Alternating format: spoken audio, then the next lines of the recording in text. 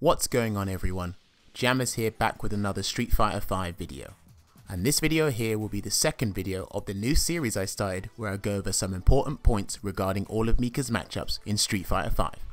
The previous video received pretty decent feedback, so much appreciated for that. Again, with this series here, I aim to help you improve your Mika matchup knowledge so that you go into all her matchups with more confidence. Last time we delved into the Mika mirror match, but this time round, let us take a look at how our 7-colored bomber fares against the Delta Red member, Cammy White.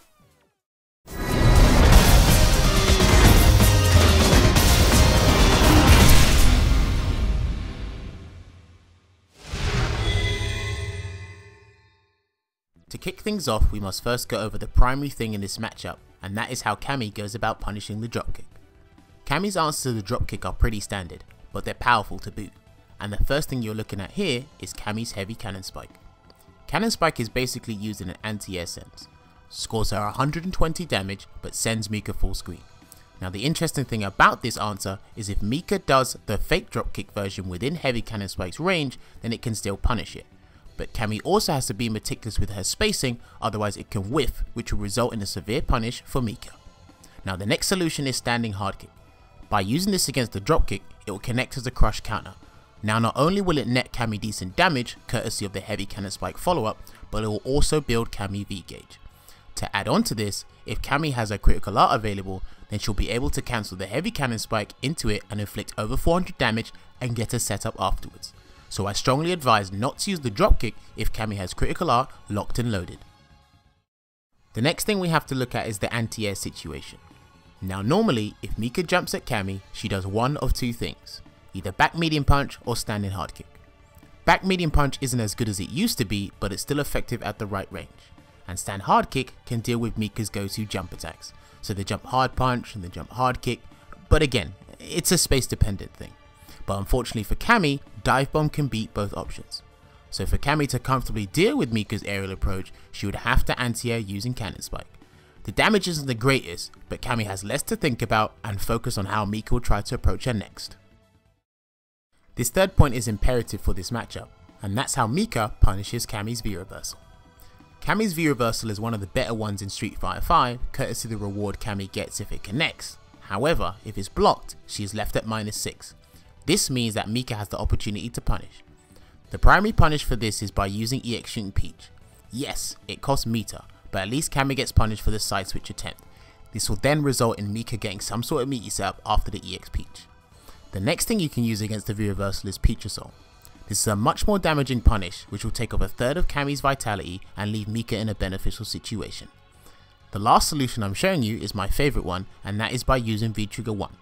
Upon activation, Cammy may consider using the V reversal to potentially avoid the Disgaea, but what Mika needs to do is to call her from either above or behind to set up a proper punish. So in layman terms, for Mika to punish Cammy's V reversal, she'll need some sort of resources to punish accordingly. Moving on to the next point, which is something that isn't only annoying for Mika, but for the entire Street Fighter V cast, and that is dealing with Cammy's cannon strike.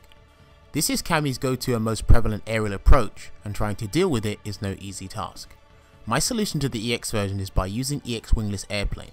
Regardless of spacing, this should work, but you really have to anticipate the dive kick for this because reacting isn't the best way to tackle this, but obviously once it connects, Mika can maintain offense.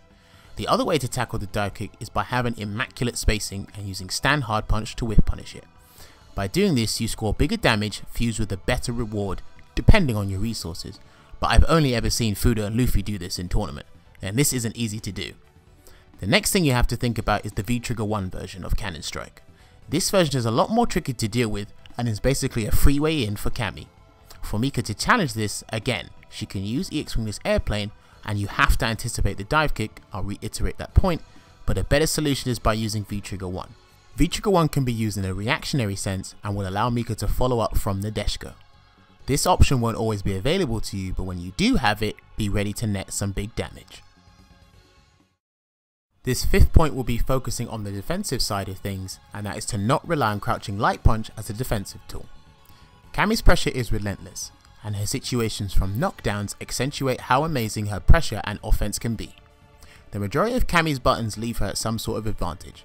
If not, then she's far enough for crouching light punch to whiff, which means her frame traps and meaty setups are pointless to challenge. Mika's EX Peach isn't really used as a breakout tool, and Peach Assault isn't always available to you, hence why I'm only showing crouching light punch being beaten. So my advice to you is, mix up your wake up timings as well as attempt a backdash here and there, but most importantly, well, you know what they say, just block and take the throw.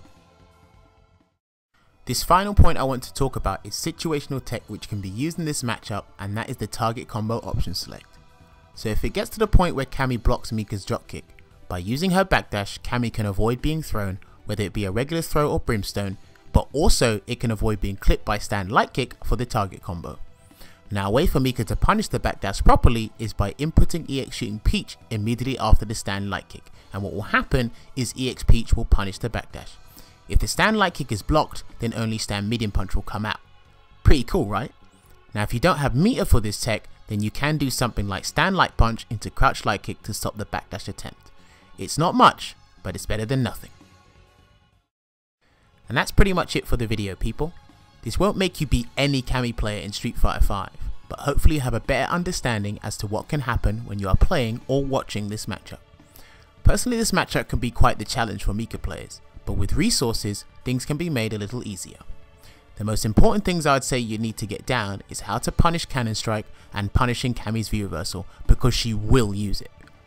Let me know how you felt about the video in the comments below. Was everything understandable? Did I miss out something that you felt I should have included in the video? All feedback is greatly appreciated. If you enjoyed the video and have not subscribed to the channel, then why not subscribe? If not, then thanks for watching anyway. I'll also leave my other social media outlets in the description below if you want to follow me on those as well. I'll leave the link to the previous matchup video in the description below, as well as other necessary video links. This has been your boy HC Jammers, and I'll see you guys in the next video. So until then, take care and enjoy the rest of your day.